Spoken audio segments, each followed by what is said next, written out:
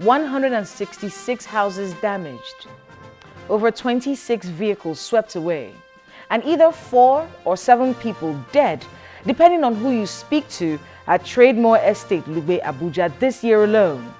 And it's not the first time the residents must pick up the remnants of their lives after a devastating flood disaster. We will hear these tragic stories, and my guest breaks down why this is a repeat occurrence. If you live in Trademore Estate, this episode is dedicated to you. This is Dateline Abuja.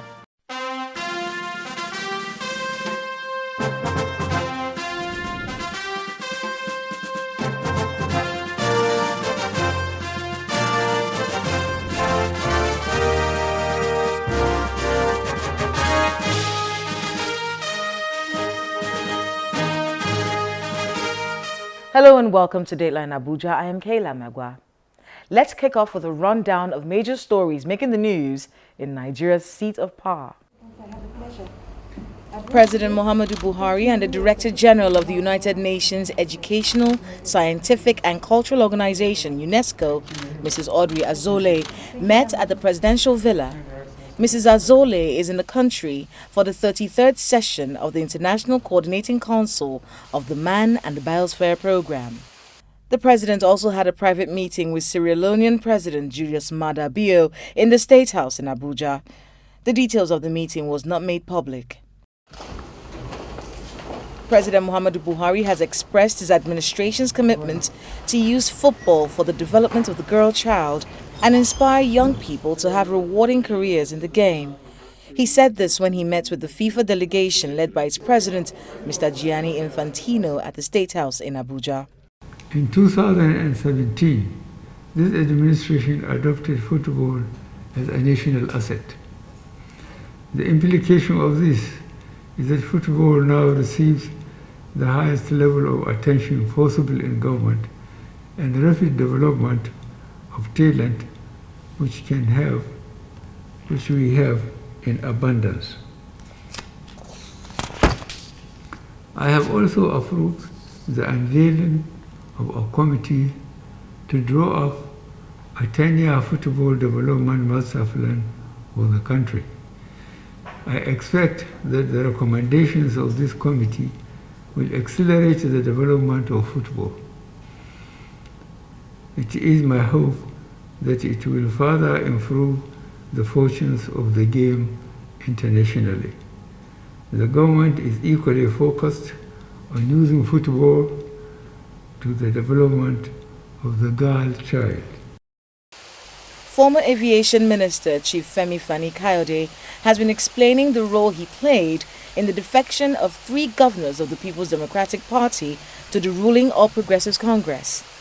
He made this declaration at the State House after he was presented to President Muhammadu Buhari as the newest member of the APC.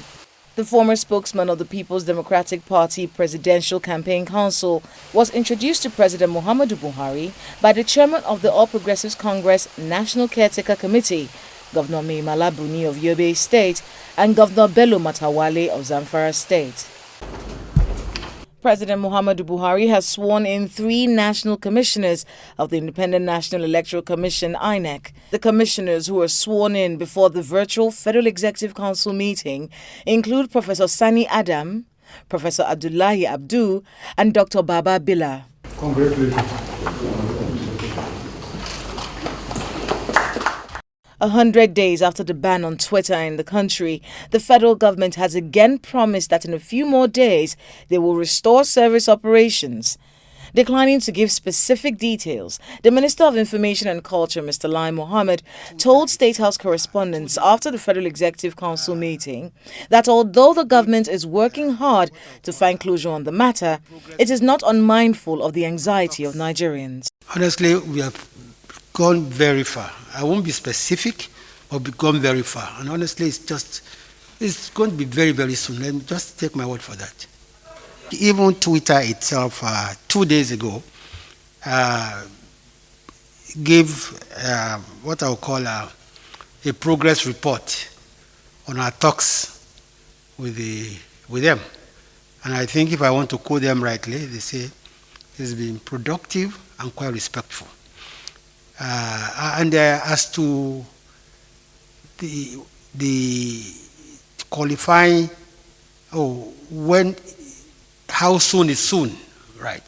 All we're trying to do is, the exchanges have been going on, but we need to dot the I's and also cross the T's. But I can assure Nigerians that we're not unmindful of the anxiety of Nigerians, and both parties, are working very hard to put a closure on the matter. President Buhari has written to the Senate seeking approval to borrow $4 billion and 710 million euros from the bilateral and multilateral organizations to fund the deficit in the 2021 budget. The letter was read on the floor of the Senate by the President of the Senate, Mr. Ahmed Lawan, when the lawmakers resumed from the annual vacation. The President is urging the banking and financial services sector to play stronger roles in alleviating poverty in the country. The President made the request at the 14th Annual Banking and Finance Conference of the Chartered Institute of Bankers of Nigeria in Abuja. We need you, the banks, to drive value creation by developing new technologies, scaling payment infrastructure, to serve the diversified economies expected to benefit from this agreement.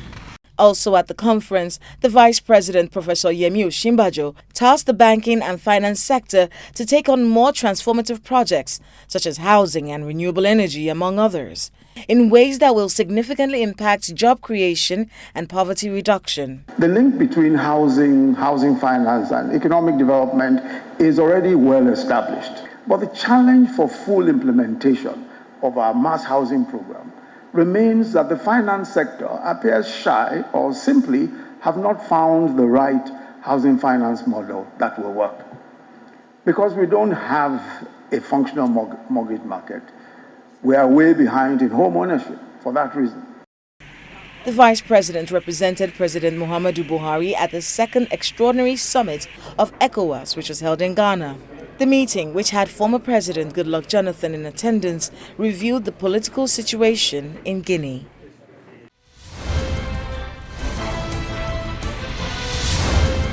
Welcome back. It's been horrid watching so many people deal with the devastation that comes with floods. A few years ago, it was residents of Lokogoma we had in our prayers every year when the rains come. Now our prayers have shifted to Lugbe, Trademore Estate to be precise. In our feature story, we look at the scale of the destruction in the estate and what should be done to ensure there's no repeat next year. Trademore Estate is one of the major estates along the airport road on the Lugbe axis of the nation's capital.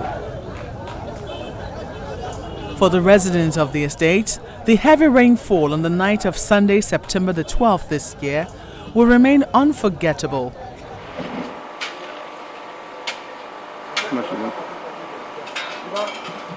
The rainfall left destruction in its wake.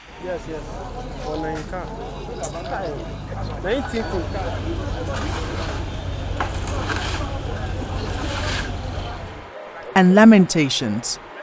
This is my very house. I was inside. In fact, when this thing happened, I have to climb the roof. I was inside the roof all through till it finished. Because when I was inside the house, the water covers my head. When I went inside to come outside, it was on my chest. To come outside, I couldn't make it. I had to climb the roof. My neighbors that were stuck inside, I have to drag them through the roof, their own side, from my roof to their roof. The last one that happened wasn't up to like this. It was just entered house, we'll clean it. But this is just the height of it. Because most of the things, even the ones that pack on top of the dining table, the ones on top of the bed, look at the bed, the straw, everything, water swallowed everything.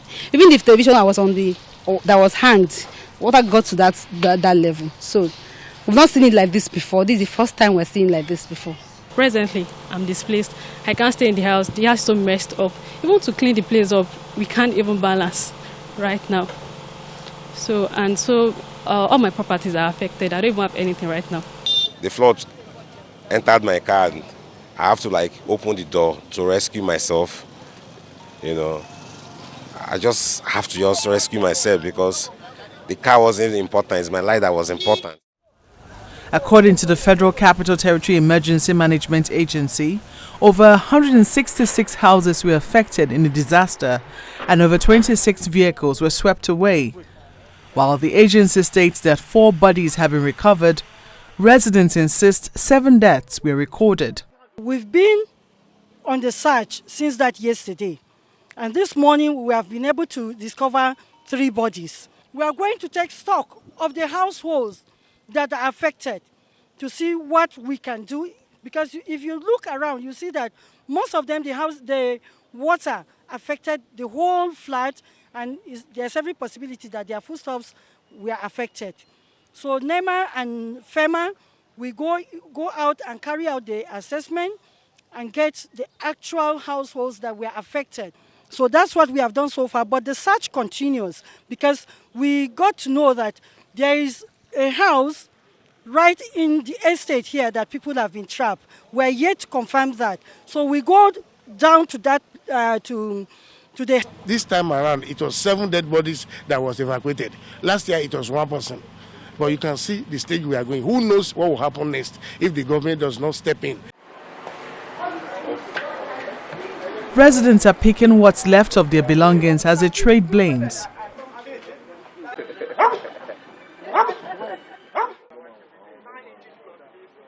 Development control have not done their job. That's why we're having this problem. It's not about somebody building somewhere. You have to take your design to development control for approval. And if you approve this kind of thing and then you are having people having to die every year because of your incompetence, then there's a problem here. The water must find its level. So if you block it, it must surely find a way of reacting. And this is what is happening. The flood is reacting.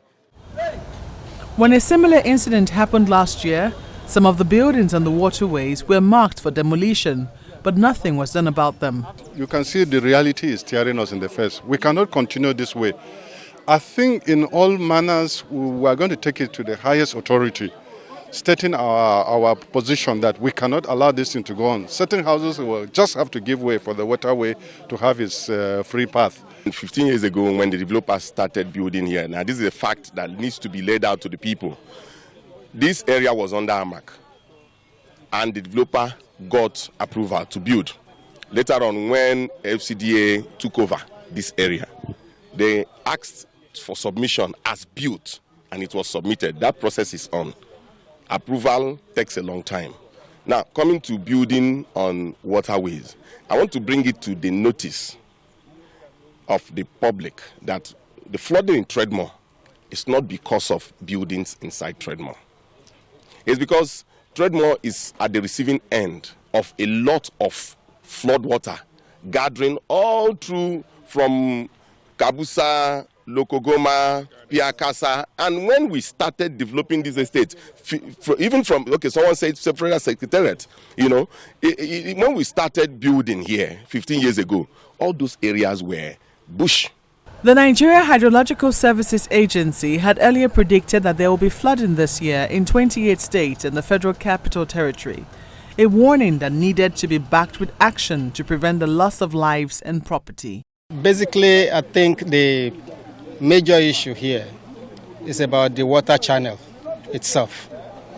There have been circumventing of the natural process of water flow here, and that might need to be corrected by government and other relevant agencies. In the light of that, we think it's most appropriate to set up a technical committee of experts drawn from relevant stakeholders, including government. When the committee sits and begins to, of course, they will come and re-inspect what is going on here. Currently, we have an assessment team that we are constituting, and they will also make their input into that larger committee. So we are looking at the possibility of evacuations. And of course, the assessment team will recommend immediate things to provide succor to the people that are affected in terms of possibly some compensations, if there's anything like that. Aside from the ad hoc committee, the authorities promised to bring some relief materials to the victims of the flood.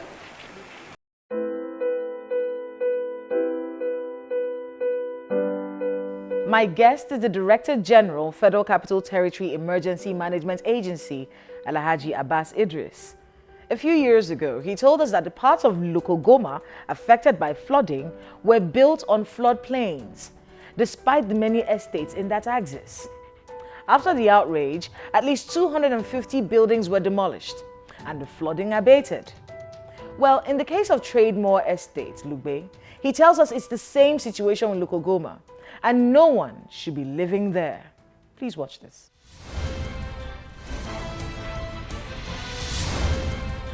Mr. Idris, welcome to Dateline Abuja. Thank you for having me. It's been a devastating few weeks in the FCT. 4 people are dead, at least from our figures here. There could be more, according to the people that we've spoken to. And this particular area, Trademore Estate, has been a victim of flooding, 2nd year in a row. Properties destroyed, so many people lamenting right now. Talk to us a bit about what the problem is. Well, the problem is that infractions, violations, non-compliance to building codes, non-compliance to master plan of the Federal Capital Territory. Is that the case all the time? Because we have people that are saying that, look, we have legal documentation to build our houses here. And now they are telling us that we are building on waterways and whatnot. Well, you know, how did they get the documentation in the first place? Legal documentation is a relative term. It could be a legal documentation with the developer. But has the developer got a legal documentation to start selling lands that is on the waterways? So let's look at Trademore. What's the situation? Because last time we had this conversation, it was Lokogoma. Yeah. And you told me that year. Yeah. In fact, I remember you said, I hope you don't have any house in Lokogoma because you are not supposed to be building in that area that was affected by the flooding. Exactly. So let's talk about Trademore. Yeah. What's the story with the developer and the FCDA? The same thing. According to our records that we checked, the Trademore doesn't have an approval to build those houses. They claim to have. They claim to have. Estate shouldn't exist. Is that what you're saying? Of course, they always say they got approval from AMAC. AMAC has no authority.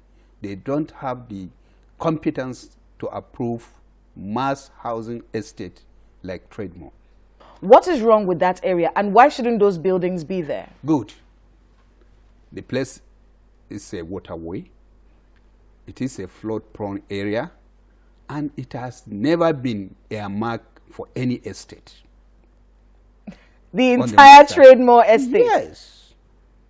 So how did those buildings come up all these years? They are aware. This is a lingering case. It has been on for too long.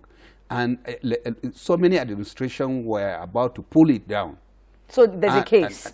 There is. What's the case? Well, I don't know yet. I don't know because I've not been following the case. It is not within my purview, but definitely I know that I always been activated when there is response, and I go there to carry out the response. And if you go there, you see almost all the houses were marked for demolition. And so I don't know really why people should really insist in building on the waterways. We always advise. Is that the last plot of land in Abuja? It's the one that was available to these Nigerians. There are lots of lands in Abuja available. It is the one that the developer said, you can come and build here. No, who said? Who said? Is there any document to show that? Let them show the documents, that they have they have approval from the constituted authority that asks them to go and build on that land. If you have acquired land through AMAC, and then there was a time given to change the title when the FCTA took over the whole process. Have they gone there to change the title? And on the process of changing the title, then they will look at the master plan and ensure that whether it is really a place to build estate or not. So there's no solution? As long as those houses are still... There is. Well, the only solution is for them to move. Yeah, that is the best. That is an advice that we give as responders, as emergency managers, that those who are alive now, please move for your safety. because we don't know. There is still prediction that we are going to have a heavy downpour. Apart from the heavy downpour, we are expecting a river flooding that is coming from 9 countries. And we don't know where it is coming, which side is it going to take, whether it's coming, some will take part through Kabusa and come to still pass through Trademore before it gets to River Niger. So therefore we are advising, we have only one life. So therefore, please let us move. Whatever that we have, let us move and have our safety somewhere, because we have only one life. We have lost 4 innocent lives now. And the administration will not allow anybody to lose his or her own life again. With all due respect, sir, you're the DG of the Federal Capital Territory Emergency Management Agency. Sure. When those buildings started, when the construction started, doesn't FEMA check all these areas? It is not our responsibility. I know it's not your responsibility, but it's a collaborative job, isn't it? Yes. When buildings are coming up, when estates are coming up, the various agencies that are, part of the stakeholders of the FCT master plan, check these areas to ensure that they are meeting up with building codes. We have done that. So for Trademore, and that is at why the time when Trademore started, when people started building there, was it that the agency knew nothing about it? We did, and we were. But when Trademore started, this agency was not in place. But when we discovered that the place was on waterways, we advised the administration. And those houses were marked, just like Lokogoma. They were marked. The Lokogoma case, they pulled them down, and today they are safe. So Trademore is our own headache. The Trademore resident will testify to you that anytime it rains, our men are there to ensure that nothing happens. We have been surveilling that area to ensure safety of the residents. We have been sensitizing them. We have been giving them all kinds of advice, what to do and what not to do. They will testify to that. Our men are in the rain every day. It's interesting that, the flooding moved to Trademore more drastically in the last 2 years. And the flooding in Lokogoma abated in the last 2 years. Do you know why? Why? Because we remove all the obstructions at Lokogoma.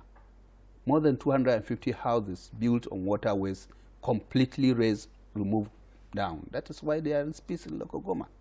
Residents of Trademore Estate are going to be very upset when they hear this, DG. Well, that is the last option.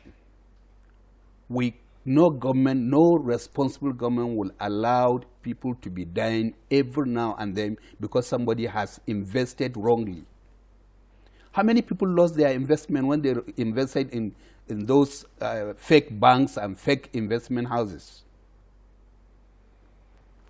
It's tough. So, definitely it is. Are you talking to those residents right now? Do they know? They know. I've seen their reactions, even in one of the TV clips. But, like I said, no responsible government will allow, because you have invested. Whether you took mortgage or whatever, you invested wrongly, the law does not allow that. Mr. Idris, it's a hard year. But I want to thank you so much. Thank you very much for being with us on Dateline Abuja, and good luck with the work that you do. Thank you.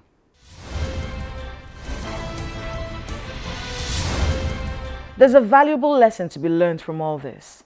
Whether you're buying or renting, find out if the place you're about to live in is on a floodplain. Go to the Abuja Geographic Information Systems office and get them to do a check on that document before you pay any money. And if an offer seems too good to be true, it probably is. Stay safe out there.